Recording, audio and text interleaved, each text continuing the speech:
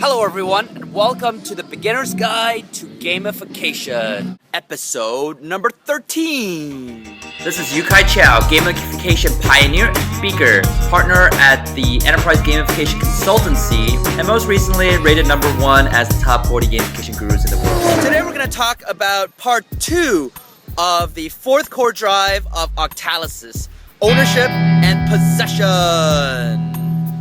To refresh your memories, ownership and possession is the core drive that says if you feel like you own something, you feel attachment, you want to improve it, and you want to do well in it, and you want to earn more. That's right. Ownership, possession, core drive 4. We're going to talk about a few more game techniques within the ownership and possession drive, and hopefully that rounds up some of your knowledge in that core drive. Another game technique in ownership and possession is the concept of build from scratch. Build from scratch is a great game technique that gets users engaged about your product or the product. So what that means is that if you were just given something that's already made, you value it less. But if you start from scratch and you have to build it up, since you spend a lot of your time and effort building it, you care about it more. And something silly. Right. And that's why sometimes it's strategical for a product to make, instead of just giving users everything at the beginning, you make them want to start from scratch and start building some of their own things.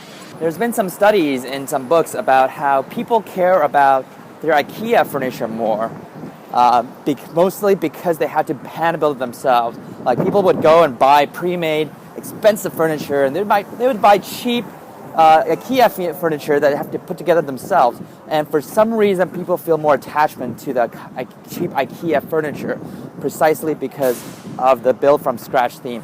So that's something pretty useful to think about when it comes down to gamification. Obviously, there's always a balance, right? Build from scratch means they have to put in more time versus readily available stuff.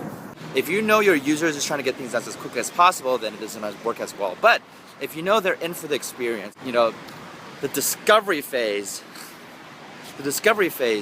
of the product is great. They're coming in great motivation. They really want to spend time trying this out.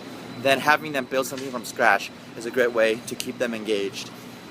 Virtual goods are a very interesting topic to talk about, actually.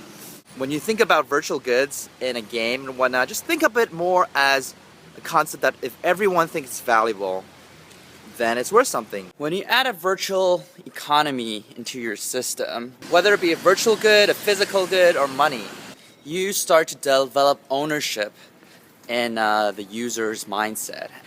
And based on that, they want to improve their ownership, they want to protect it, and they want to get more. If one person believes that thing is valuable, it's valuable. Sometimes something has value just because you think it has value, because you invested yourself into it, you came up with it. So it's valuable to you. And if a lot more people think that thing is valuable, then it's not only valuable, it's tradable, which increases its value. And if a lot of people are willing to trade real life services for virtual goods, that's the power of virtual economies and virtual goods. When you take $100 and you go deposit at a bank and you later on want to withdraw $100, they're not giving you that $100 bill you gave them. No. They take your $100, they throw it somewhere, and they just enter some numbers on a computer, right?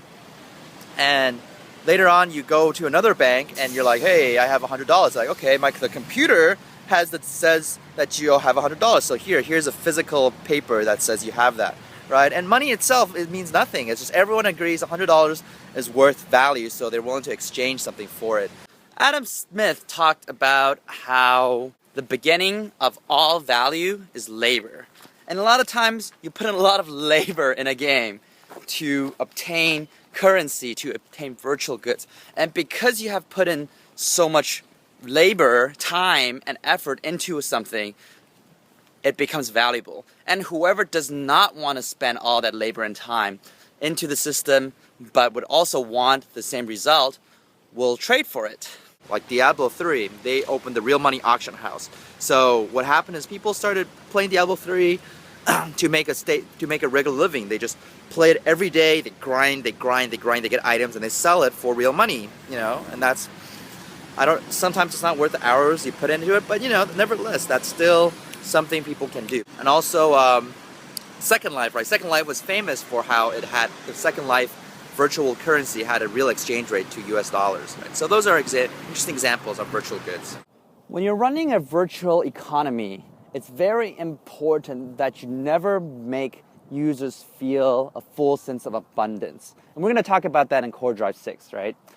You want to make users feel that there's always some sense of scarcity. There's always something they want more that they don't have yet. If you give them infinite amount of points, then there's a feeling of abundance and the motivation goes away, right? So even if someone does something amazing, the ultimate win state, you want to make them feel a sense of abundance at the very beginning, but after like 3 days, 5 days, a week, 2 weeks, it eventually wears out and they're like, I need to get more now, right?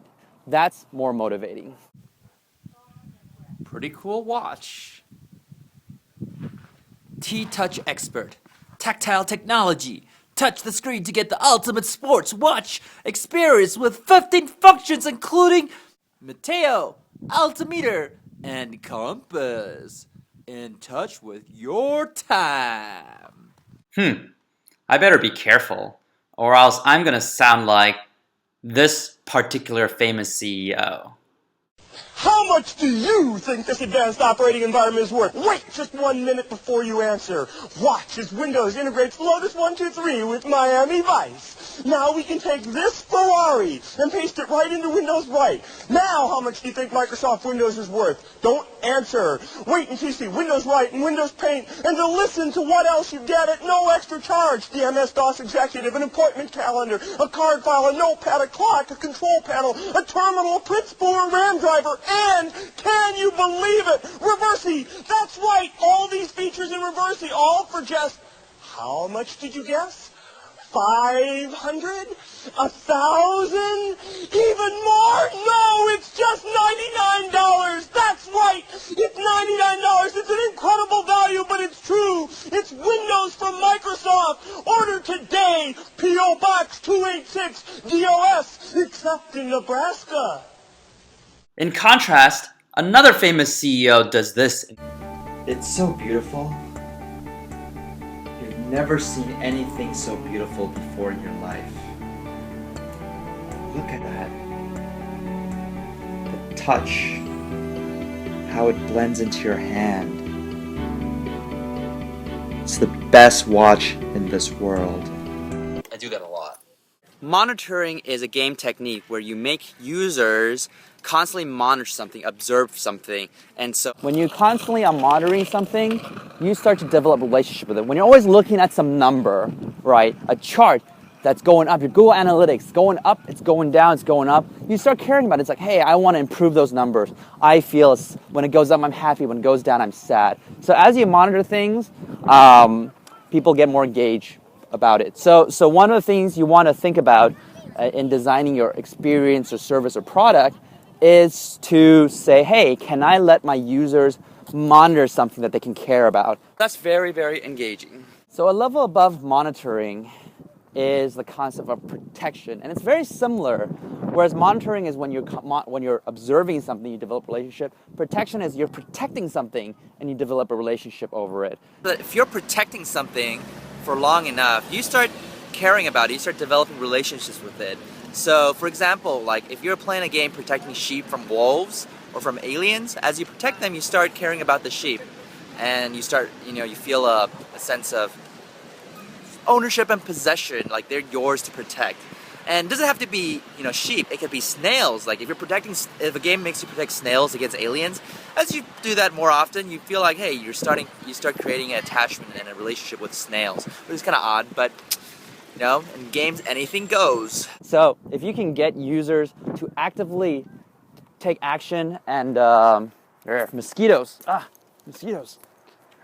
Another concept of ownership and possession is the concept of recruitment. Basically, if you recruited people or players or even like virtual characters into your team, into your game, whatnot, you start feeling a sense of ownership and possession over it. And so if you work really hard to bring people to your game or whatnot, you start developing that attachment, and therefore you feel like you can't really just quit. It's kind of hard to say, hey, come play this game, and once they join, you're like, huh, now this is my thing, this is my team, this is my cohort, right? And so that's another concept you should think about when you implement design into your gamification campaign. This concludes the Beginner's Guide to Gamification. Yeah! Episode number 13. This is Chou, and I will see you guys next time!